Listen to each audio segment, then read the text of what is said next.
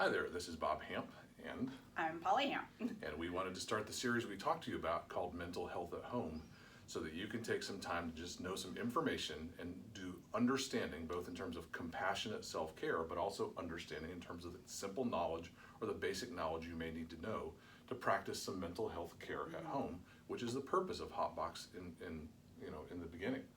And so let's start by talking a little bit about anxiety, right? Anxiety is one of those things that I think people often misunderstand. There's a significant difference between worry, which is a common experience when things are going wrong, and anxiety, which is a chronic physiological state that's lodged in both the nervous system, but then it affects things like heart rate, breathing, respiratory pace, and those kind of things. And so there's a difference between worry, which a lot of times I think sometimes people feel guilt or shame because they can't stop worrying. That's actually probably a more helpful understanding of anxiety, right? That's good. So anxiety is a chronic physiological state that can have kind of its genesis in a physical place, an emotional place, a cognitive place. And what you'll experience with anxiety is it's kind of like this chronic underlying state of tension. You may experience it physically, like muscle pains, some gastrointestinal problems. You might experience it mentally, where you might have racing thoughts or things like that. And again, this is in a chronic state. It keeps going. Yes, you might actually feel it like in a twitching of someplace in your face, just constant movement or like frozenness. Yeah. So all those things are anxiety, and even some other physical symptoms like perhaps numbness, dizziness, sometimes jaw pain. All those things can be indicators of chronic anxiety. Again, make a distinction between anxiety and worry. Worry is a response to a circumstance. Anxiety becomes an ongoing state in our nervous system and our physiology.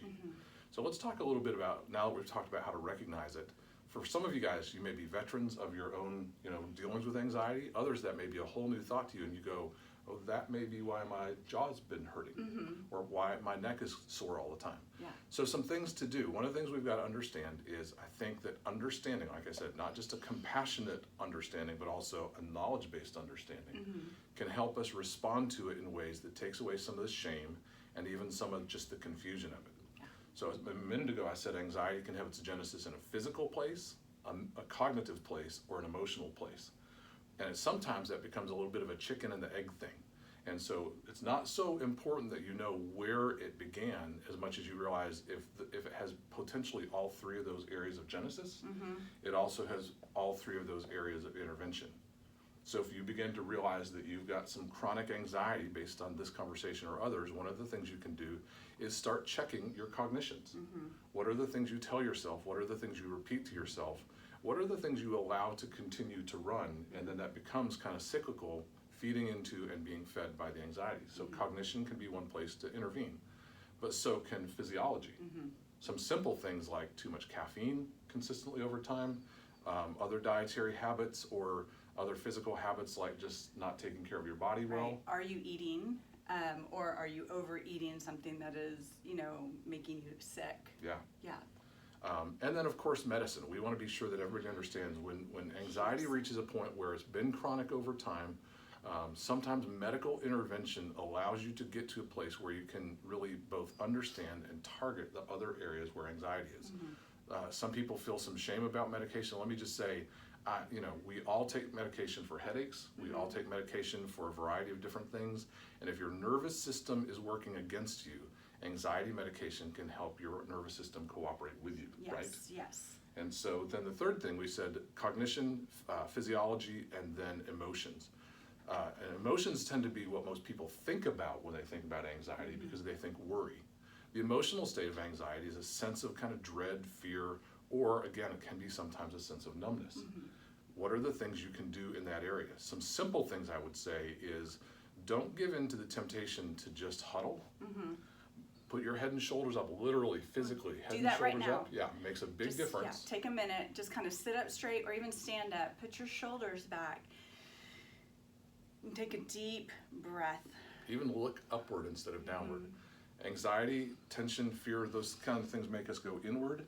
And when we physically get outward, it can make a difference. But emotionally speaking then, when we get out of those postures of anxiety, we also can move towards the edge of the state of getting out of it. And so things like get out and do something that you may not feel like that might be fun.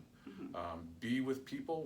We're going to talk at different times throughout this series about the importance of understanding connection as a part of really caring for your mental health. And so even if you're at home, connection can be a phone call, it can be texting with people. Yeah, FaceTime. Look at people's faces so you have reactions and all of that. And let the conversations be genuine and vulnerable when that's safe. Yeah. That connection can be a significant part of pulling you out of the emotional state known as anxiety and several other of the states we'll talk about. So physical, cognitive, emotional, what else would we say? I would just say really be aware. So when we're healing on purpose, it's that becoming aware of all of the parts of our body and our mind and the way we think, what we're taking in. If all of a sudden you realize you're looking at social media and your anxiety starts to raise or your heart rate starts to go or you're watching a movie, you have the ability to stop it and don't feel guilty, don't feel shame. You don't have to. You can say, you know what, this is not okay for me right now. I'm going to take a deep breath and I'm going to be mindful of what I'm taking in, what I'm listening to, what I'm watching, the things that are going on around me, and I'm not going to isolate myself, but I'm going to be very aware of what's going on. So jot these things down in a journal. You can do bullet points. You don't have to do long stories, and you can just sit there and go, okay, this is what I'm feeling. Gosh, my chest is really tight. I'm going to straighten my shoulders and take some deep breaths. I'm going to go stand outside and put my bare feet on the grass. I'm going to go wash my hands and just feel the water run on my hands, or go take a shower, a hot bath. Just really take care of yourself, because anxiety can be ignite into more fear that escalates anxiety, that then becomes this big cycle where we feel incredibly stuck. Yeah. And you don't have to be stuck. And just remember, if you go into anxiety and you're like, I can't get unstuck, that doesn't mean you failed.